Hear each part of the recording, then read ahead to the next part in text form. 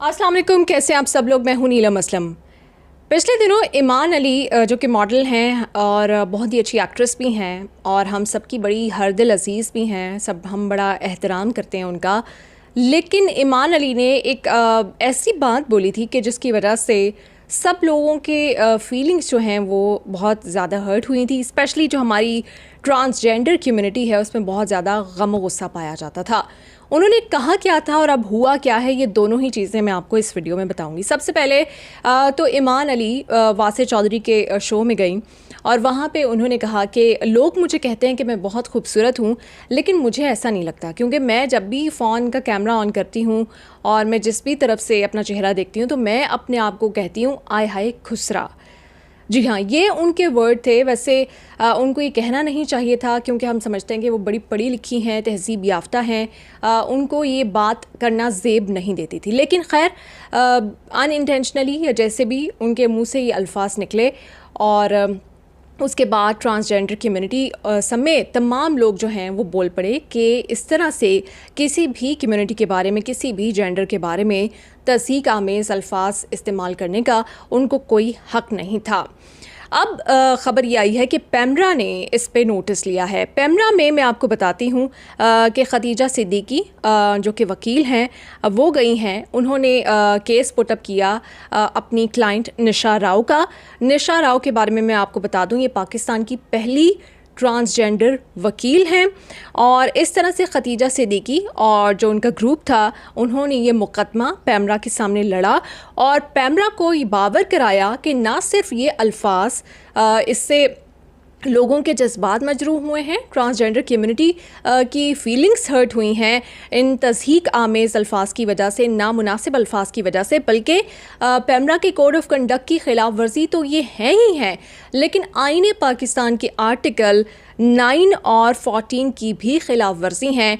और क्योंकि इन दोनों आर्टिकल्स को जब मिला के पढ़ा जाता है, कानून दान इसकी बेहतर तशरीह कर सकते हैं, लेकिन जो मुझे समझ आई है उसके मुताबिक आप किसी भी शख्स को डिस्ग्रेस नहीं कर सकते, उसकी इज़्ज़त के ऊपर कोई ऐसी बात नहीं कर सकते जिसकी वजह से उसकी फीलिंग्स जो हैं वो हर्ट हों।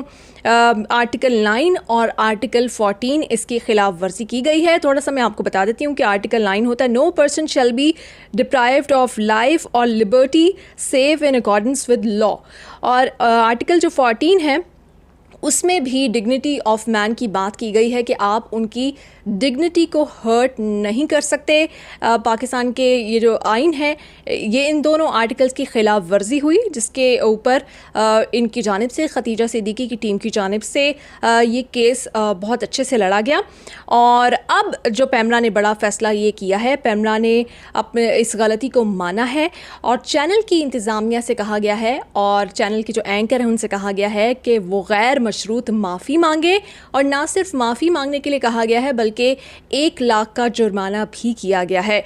क्योंकि ठीक है, आपके शो में कोई गेस्ट आता है, उसकी जानिब से कोई बात कर दी जाती है, एंकर जो है, होस्ट का काम यह है कि वो कॉन्फ्रंट करे, वो उसी वक्त बोल देते कि ऐसे अच्छा नहीं लगता, हम किसी कम्युनिटी, किसी जेंडर को इस तरह से डिस्ग्रेस नहीं कर सकते। उन्होंने नहीं रोका।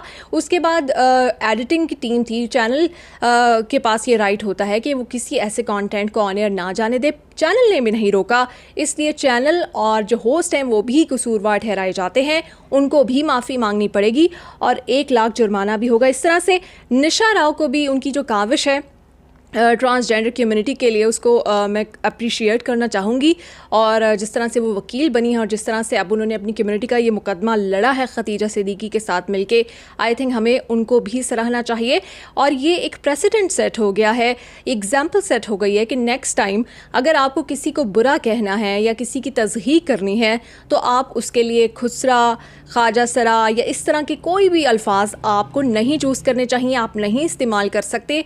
आप अगर करेंगे तो ये आईने पाकिस्तान जो आर्टिकल 9 है, आर्टिकल 14 है, उसकी खिलाफ वर्जी होगी और जो पेमरा का कोड ऑफ कंडक्ट है उसकी भी खिलाफ वर्जी होगी। मुझे यकीन है कि ये जो प्रेसिडेंट सेट हुआ है इस फैसले के बाद, अब जो बाकी चैनल्स हैं, जो बाकी सेलिब्रिटीज़ हैं, वो भी एहतियात करेंगे कि वो आइंदा मुस्तकबिल में ऐसे अल्फाज ना दोहराएं। मैं ये चाहूँगी कि ईमान अली, जिनकी हम बड़ी रिस्पेक्ट भी करते हैं, जिनसे ये गलती हुई है, उनको भी बड़े दिल का मुजाहरा करते हुए इस पर माफ़ी मांगनी चाहिए, क्योंकि जो हमारी ट्रांसजेंडर ट्रांसजेंडर कम्युनिटी है वो पहले ही बहुत सारे तानों का शिकार रहती है। लोग गलियों में उनके ऊपर आवाज़ें कसी जाती हैं, उनको जो राइट ऑफ लाइफ है, जो बेसिक फैसिलिटीज़ हैं, बेसिक राइट्स हैं, उनसे महरूम रखा जाता है। ठीक है, आईने पाकिस्तान ने ये तमाम राइट्स उनको दिए हैं, लेकिन लोग जो हैं वो उनको जीने नहीं देते हैं। अब उनके लिए पहला स्कूल बना है मुल्तान में, अब वो एजुकेट उनको किया जाएगा, अब वो अहम ओहदों पे आएंगे। हमें उनको रास्ता देना चाहिए आगे बढ़ने का,